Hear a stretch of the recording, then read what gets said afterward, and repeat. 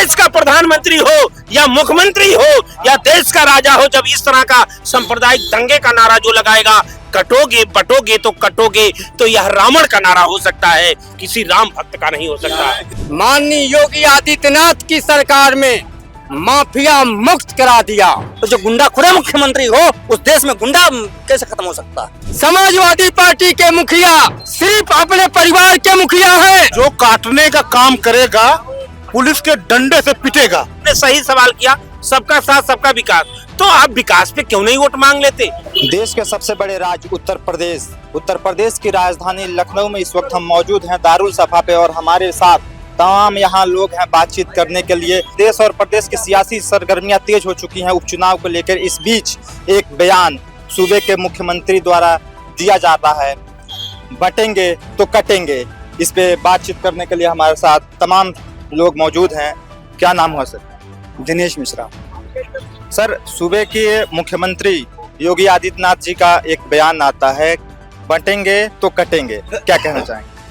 अभी तो बंटे नहीं है, तो बांटने का प्रयास कौन करेगा जब हम बटेंगे और कटेंगे? अभी ये भविष्य की बात है, तो क्या भारतीय जनता पार्टी भविष्य में बांटने और काटने का काम करेगी क्या? वर्तमान में तो ना कोई बंटा है ना कोई कटा है, और ना बंट रहा है ना कट रहा है। हम अनेक हैं, अनेकता में एकता की हमारी बेमिसाल डोर है। जैसे सरकार जो है पहले भी अपना स्लोगन में बता चुका है, सबका साथ सबका विकास, सबका साथ का जो नारा रहा है सरकार का, तो कहीं ना कहीं ये लगता है कि जो सरकार की जो पहले की जो नारे थे और इस वक्त के जो बयान आ रहे हैं, कटेंगे तो बटेंगे, तो इन दोनों में फर्क क्या महसूस करते हैं? देखिए, सबका साथ, सबका नहीं था, सबका साथ और सबका विकास। वी का मतलब ये विक्ट्री है, बीजेपी का विकास। बीजेपी ने अपने नारे दिए थे सबका साथ, सबका मतलब सबका सबके साथ मेरा होगा, यानी आमना सामना सबके साथ होगा, लेकिन विकास बीजेपी का होगा। जो चंदा के तौर पर आप देख सकते सुप्रीम कोर्ट के कहने पर बाहर किया गया, लेकिन उनकी जांच नहीं हो रही है कि जिनकी इनकम 1.78 करोड़ है, उन्होंने 500-600 करोड़ कहां से दी, इसकी जांच नहीं हो रही। तो सबका सभी के साथ आमना सामना और विकास सिर्फ बीजेपी, सबका साथ सबका विकास। आप कितना सहमत हैं जो सूबे के मुख्यमंत्री द्वारा जो है ये बयान दिया जाता है, कटेंगे तो बटेंगे, इस पे क्या? देखिए, सूबे के मुख्यमंत्री महाराष्ट्र में चुनाव के दरमियान लिखते हैं कि बटोगे तो कटोगे, और उसी पार्टी के जो डिप्टी सीएम है बोलते हैं ये पार्टी का बयान नहीं। भारतीय जनता पार्टी के अंदर दो खेमे, एक अपर कास्ट एक लोअर कास्ट, दोनों के बयान में फर्क नजर आ रहा है। अब ये फैसला जनता करेगी। कहते हैं बटोगे तो कटोगे, कटेगा कौन? ये देश की जनता जानती है कौन कटेगा। आपको कहीं ना कहीं लगता है कि जो सरकार ये दावे कर रही है वो सही नहीं है? जनता जो है एक है अभी भी? नहीं, जनता को बांट दिया है। 70% जनता एक है, लेकिन 30% जनता कट चुकी है, काटने का काम कर रही है। जो एकता है, एकता को 30% जनता काटने का काम कर रही है। योगी जी उन्हीं लोगों को कहते हैं कि आप और जोर लगा के काटो इन लोगों को। और मोदी जी, योगी जी के देखिए ये कहाँ है, भाई साहब की जेब में, कैमरामैन फोकस करिए, भाई साहब की जेब में है मोदी जी, योगी जी देख लो, जूम करके दिखाइए, अपनी जेब में रखते हैं भारतीय जनता पार्टी कार्यकर्ता।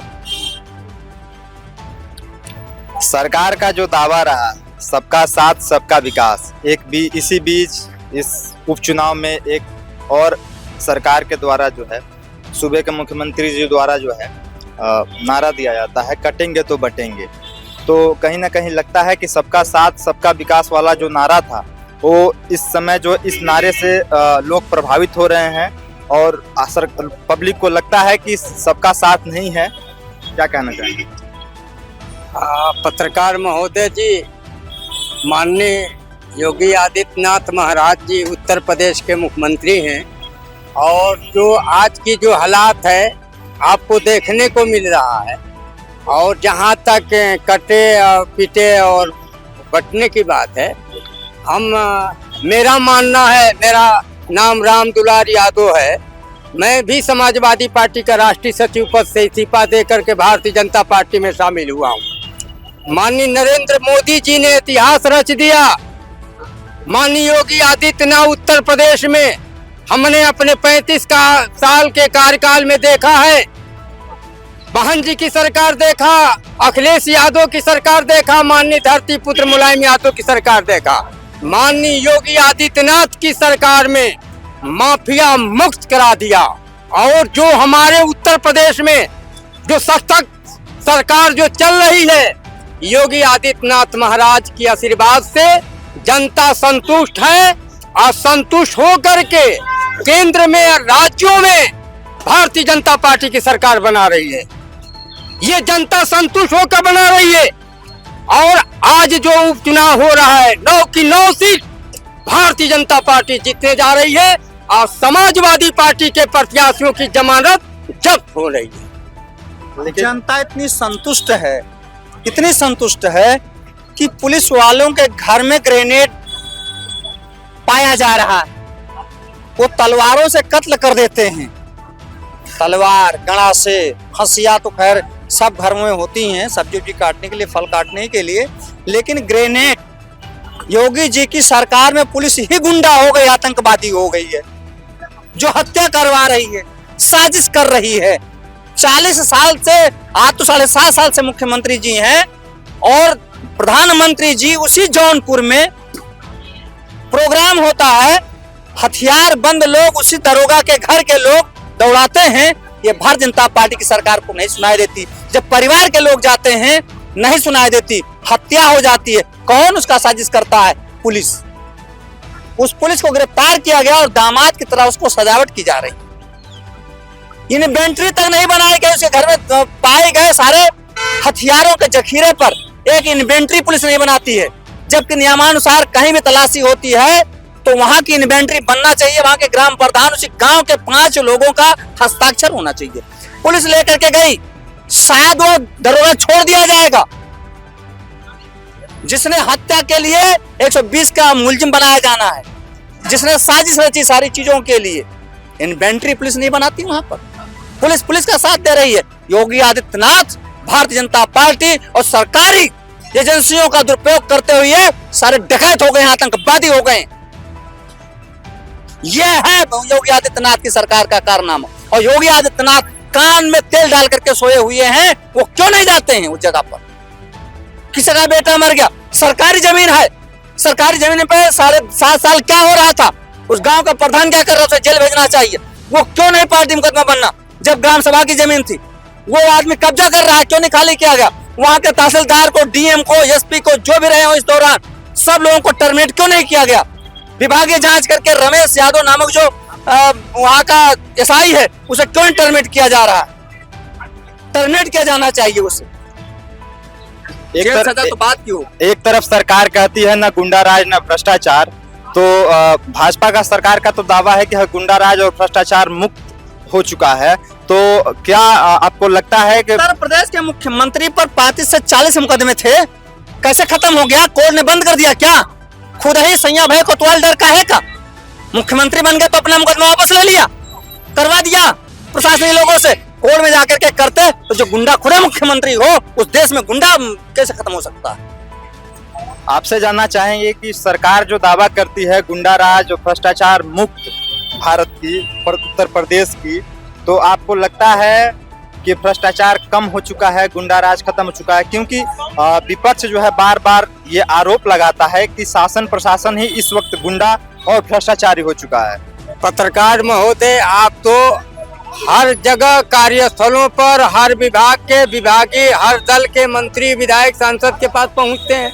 आपको देखने को मिल रहा है भारतीय जनता पार्टी के सामने जो माफियागिरी किया, समाजवादी पार्टी के लोग प्लाटों पर कब्जा करते थे, कब्जा करके और नौकरी या चाकरी के नाम पर एसडीएम बना देंगे, एसआई बना देंगे, समीक्षा अधिकारी बना देंगे।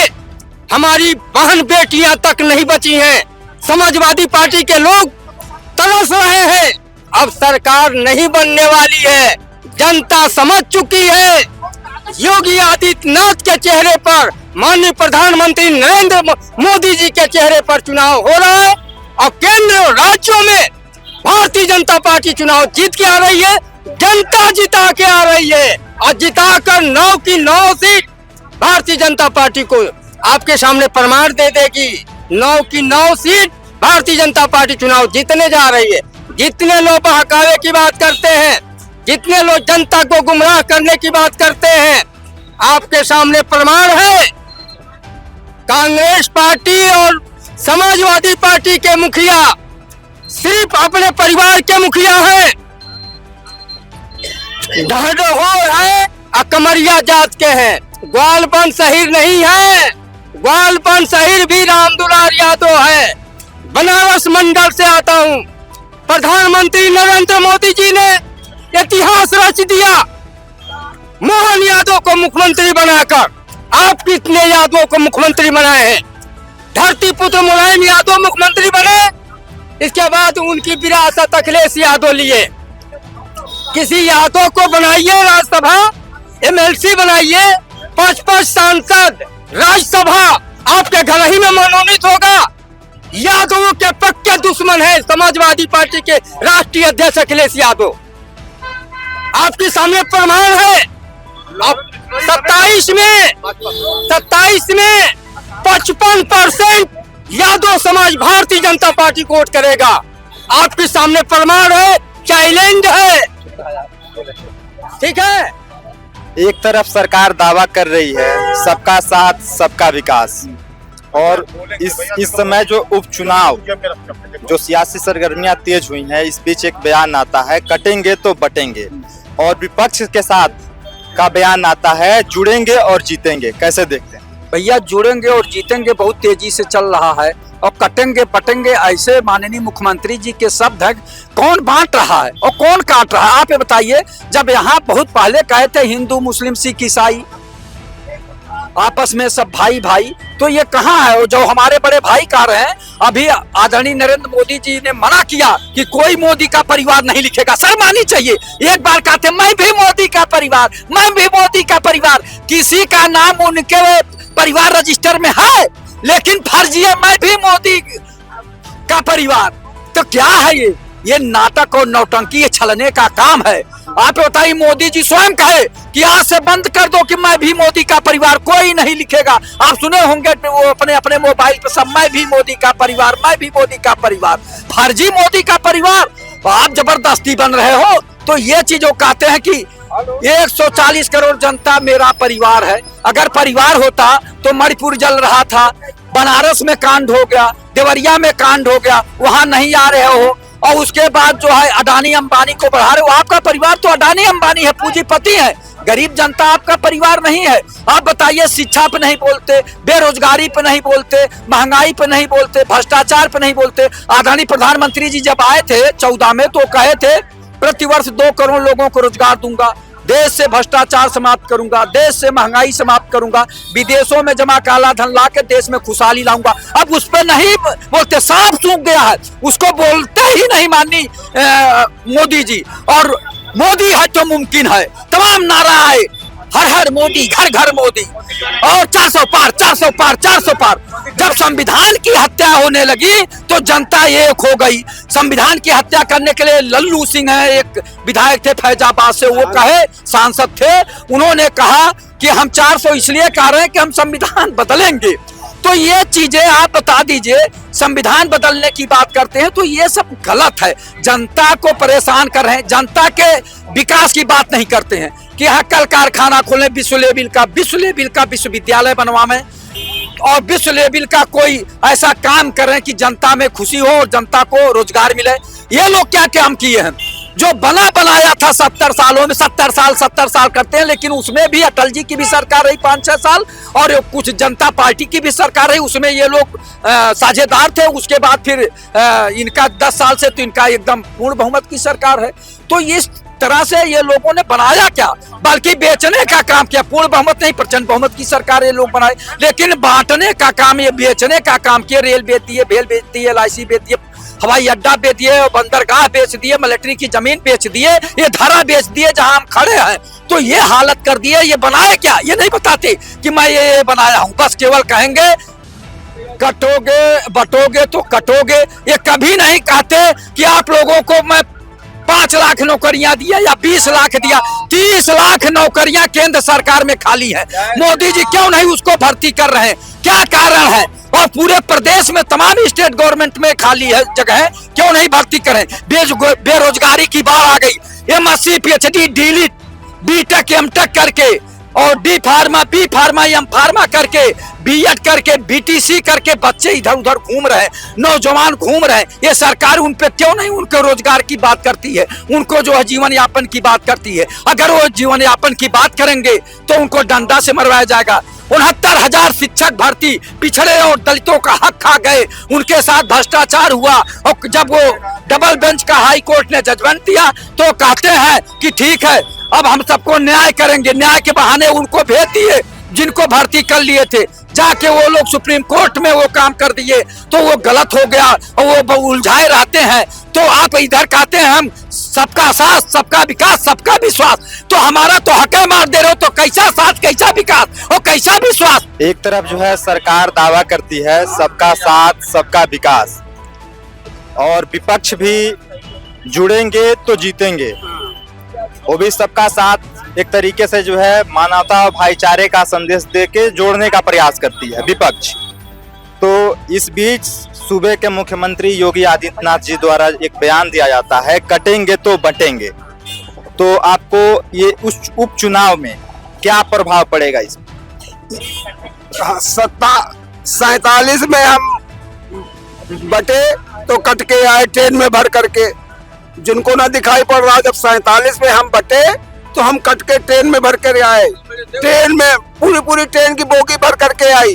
उसके बाद 90 में जब हम बटे कश्मीर में, तो वहां से 25 लाख हिंदुओं को भगा दिया गया, तब हम कटे। और उन्होंने गलत क्या कहा? और जब राम जन्मभूमि का ये आंदोलन चल रहा था सहर्ष, अगर उन लोगों की उसमें कोई समस्या नहीं, उसमें हम कटे, तो उन्होंने गलत क्या कहा? आपको ऐसा क्यों लगता है कि आप बट जाएंगे? नहीं बटे नहीं, कुछ ऐसी मानसिकता के लोग हमारे बीच में हैं, हमारे समाज में हैं, जो कटुता फैला करके वो सिर्फ अपनी रोटी सेक करके वो दूसरों की सही बात नहीं कहना चाहते। वो दूसरों की चरण पादुका अपने सर पे रख लें, बगल वाले की चरण पादुका अपने सर पर रख लें, अपने लड़के को गलत कह देंगे चूंकि दूसरों की चापलूसी करने के लिए। अपना लड़का चाहे जितना सही हो। फिर ये सरकार का जो नारा था सबका साथ सबका विकास, तो फिर कहीं ना कहीं इस नारे से तो ये अछूता रह जाएगा। नहीं तो कहा नहीं किया। भाजपा की जितनी भी योजनाएं हैं, भारतीय जनता पार्टी की सबका साथ सबका विश्वास, हमको कोई भी एक बता दे आकर के कि जो राशन की अनुदान जन योजना में किसी को नहीं मिला, कि गांव में किसी को वो नहीं आवास नहीं मिला, किसी को वो नहीं मिला। जो जितनी भी सरकार की योजनाएं उसमें ये कहीं कहा गया कि हिंदुओं को मिलेगा, मुसलमानों को नहीं मिलेगा। और कोई भी एक एग्जाम्पल ला के दिखा दे। और मैं कर रहा हूँ कि ये जो सरकार की योजना थी इसका लाभ सिर्फ हिंदुओं को मिला है और मुसलमानों को नहीं मिला है। हालांकि जबकि मुसलमानों ने वोट नहीं दिया भारतीय जनता पार्टी को, लेकिन फिर भी उसके बाद भारतीय जनता पार्टी की सरकार सबका साथ सबका विश्वास सबके विकास पे काम कर रही है और सबको वो दे रही। और 2-4-10 लोग समाज में कहने वाले तो ऐसे हो जाएंगे कि जो वो तो किसी को भी कह देंगे, समझ लो कि हमको नहीं मिला। तो वो नहीं, आप धरातल में जाइए। अगर ये लोग इतने सही होते, 32 साल में किसी की दोबारा रिपीट होकर के सरकार नहीं आई है उत्तर प्रदेश में और केंद्र में। 91 में से नहीं, इन लोगों को 291 सीटें भारतीय जनता पार्टी की सरकार। देश और प्रदेश की क्या सियासत इतने निचले स्तर पे आ चुकी है कि सूबे के मुख्यमंत्री जी द्वारा जो है बयान दिया जाता है कटेंगे तो बटेंगे। किन्हें कटने और बंटने की बात ऐसा क्यों कहा जा रहा है? जो काटने का काम करेगा पुलिस के डंडे से पिटेगा। जो लोग भी काटने का काम करेगा इस देश की जनता को, पुलिस का डंडा है, तेल लगा के रखा हुआ है, वो डंडा पड़ेगा अगर ये समाज को काटने का काम करेंगे, समाज को बांटने का काम करेंगे। देश की सियासी सरगर्मियां, प्रदेश की सियासी सरगर्मियां तेज हैं, उपचुनाव होने वाले। इस बीच भारतीय जनता पार्टी सरकार एक दावा करती है सबका साथ सबका विकास, लेकिन इस उपचुनाव में एक बयान आता है मुख्यमंत्री जी द्वारा, बटेंगे तो कटेंगे। कैसा? ये सही बात है, क्योंकि भारतीय जनता पार्टी के दृष्टि में कुछ लोग हिंदू हैं, और वह हिंदू भी जो हिंदू कथा कथित बनते थे, अयोध्या में जब रामचंद्र जी ने कहा कि हमारे भक्त का प्रत्याशी है अवधेशवासी से जिताओ, तो भारतीय जनता पार्टी घबरा गई, और भारतीय जनता पार्टी के जो बड़े बड़े जो अपने हिंदू कहते थे वो भी पीडीएम चले गए, क्योंकि संविधान बचाना, लोकतंत्र बचाना। तो ये बटेंगे कटेंगे वायरस कोरोना महामारी से बड़ी आज हमारे जनमानस के लिए भारतीय जनता पार्टी की नियत बीमारी बन चुकी। ये महामारी से भी बड़ी खतरनाक बन गई। कहीं बहराइच का दंगा, आप बटेंगे कटेंगे। आपने सही सवाल किया, सबका साथ सबका विकास, तो आप विकास पे क्यों नहीं वोट मांग लेते? मांगो, नोटबंदी हमने किया था, नोटबंदी से फायदा हुआ। आप वोट मांगो कि जीएसटी हमने लगाया, आप कहो मणिपुर को हमने शांत कर दिया, आप कहो पुलवामा की रिपोर्ट की हमला की हमने रिपोर्ट ले लिया, आप कहो कोरोना वैक्सीन हमने लगवाया, हमको वोट दे दो, आप बोलो कि चीन को हमने ढकेल दिया, आप बोलो 2 करोड़ नौकरी हमने प्रतिवर्ष दिया, आप बोलो महिला सुरक्षित हो, आप बोलो किसान की आय दुगना हो गई है, आप बोलो महिला सुरक्षित है, आप बोलो हमारे देश में शिक्षा, स्वास्थ्य, दवा ठीक हो गया है। देश का प्रधानमंत्री, जब देश का प्रधानमंत्री हो या मुख्यमंत्री हो या देश का राजा हो, जब इस तरह का सांप्रदायिक दंगे का नारा जो लगाएगा, कटोगे बटोगे तो कटोगे, तो यह रावण का नारा हो सकता है, किसी राम भक्त का नहीं हो सकता।